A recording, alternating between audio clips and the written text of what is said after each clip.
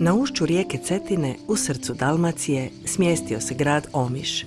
Opkoljen strmim liticama, rijekom Cetinom i morem, Omiš ima burnu i zanimljivu povijest još od antičkih vremena. Ovim slikovitim mediteranskim gradićem više od 2 stoljeća, od 1221. do 1444. godine, vladali su omiški gusari. Iznimnu ljepotu predstavljaju srednjevjekovne neosvojive tvrđave omiških gusara, od kojih se ističe tvrđava Fortica, kao zorni prikaz bogate povijesti gusarstva. Zbog svoje razvedenosti, brojnih otoka, uvala i kanala, hrvatska obala bila je daleko sigurnija za putovanje od otvorenog mora, te je u srednjem vijeku pogodovala razvoj gusarenja. Zbog svog položaja, kamene klisure i rijeke Cetine, Omiš je bio središte gusarenja.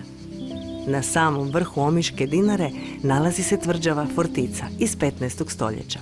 Važna za gusarenje jer se s jednog mjesta moglo nadzirati veliko područje, i na kopnu i na moru. S kule Fortice pruža se pogled na cijeli grad, kanjon rijeke Cetine, na otoke Brač, Hvar i Šoltu. Zajedno s tvrđavom Mirabela ili Peovica, koja je služila kao izvidnica, daju zornu predodžbu bogate i iscrpne povijesti gusarstva. Fortica je prvenstveno služila za sklonište i u slučaju da je Omiš bio opkoljen, s tvrđave bi se bacile velike gromade kamenja koje bi porušile cijeli grad, a samim time bi se uništio i neprijatelj. U srednjem vijeku, u 12. i 13. stoljeću, gradom su vladali knezovi Kačići, koji su bili na čelu omiških gusara. Omiški gusari su vodili napade na papinske galije i trgovačke brodove moćne Venecije, Dubrovnika, Kotora, Splita.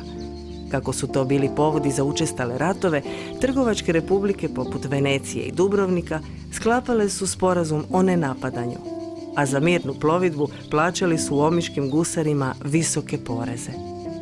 Međutim, svaki mir s omiškim gusarima bio je kratka vijeka, pa su se protiv njih povela i 2 križarska rata. Prvi rat, koji je završio pobjedom gusara, poveo je 1221. godine papa Honorije III. Zbog napada na križare koji su plovili prema Palestini. Drugi križarski rat poveli su Mlečani 1286. godine. Omišani gube rat koji je označio i svojevrstan kraj vladavine i moći knezova Kačića u gradu Omišu. Nakon Kačića, gospodari Omiša izmjenjuju se, a gusarstvo, premda još uvijek djelatno, više nikada nije bilo tako uspješno kao za njihove vladavine. Omiški gusari bili su strah i trepet duž Jadranske obale. Za napade na trgovačke brodove na ušću rijeke koristili su brze brodove sa gitaje, brodove na vesla zvane omiške strijele. Kad bi uspjeli u svojim napadima, pobjegli bi uzvodno kanjonom Cetine, gdje ih trgovački brodovi i njihova pratnja nisu mogli slijediti. Gusarenje je svakako ostavilo neizbrisiv trag u povijesti Omiša i teško će se ukloniti gusarski pečat s imena ovoga grada. Zbog toga su Omišani godinama bili na zlu glasu, pogotovo u Mletačkoj republici.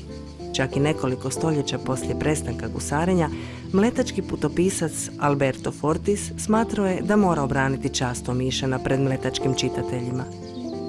Tako on u svojoj knjizi Viaggio in Dalmatia ili Put po Dalmaciji opravdava Omišane i ističe njihovu gostoljubivost, srdačnost i izniman položaj grada. Kroz svoju burnu povijest, omiški gusari zadavali su brojne probleme svojim susjedima, pogotovo moćnim Mlečanima. Čak ni činjenica da ih je papa izopćio iz crkve nije ih spriječila da se nastave baviti svojim drevnim zanatom. Međutim, treba napomenuti da je gusarenje u vrijeme starih Ilira i njihovih nasljednika Slavena bilo legitimni način privređivanja, te kao privredna djelatnost bilo je razvijeno kod svih starih naroda Sredozemlja. Omišanima je tako nanesena nepravda, jer se kroz povijest govorilo samo o negativnim aspektima gusarenja, te mnogi zaboravljaju hrabrost i neustrašivost, te nepobjedivost na moru i izuzetnu kreativnost u brodogradnji kao pozitivnu stranu. Pred ovim malim gradićem, upravo zahvaljujući gusarima kao čuvarima hrvatske obale, strepili su moćni Mlečani, a i sam papa.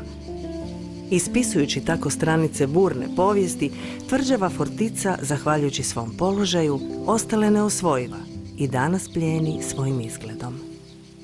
1530. godine djevojka Mila Gojselić na silu je izgubila tjelesnu nevinost u šatoru turskog vojskovođe Ahmet Paše. U zoru je ušla u skladište baruta i zapalila ga. Poginula je zajedno s Ahmet Pašom i brojnim turskim vojnicima te pomogla Poljičanima da poraze Turke. Njoj u čast je iznad Cetine i Omiša čuveni kipar Ivan Meštrović napravio spomenik.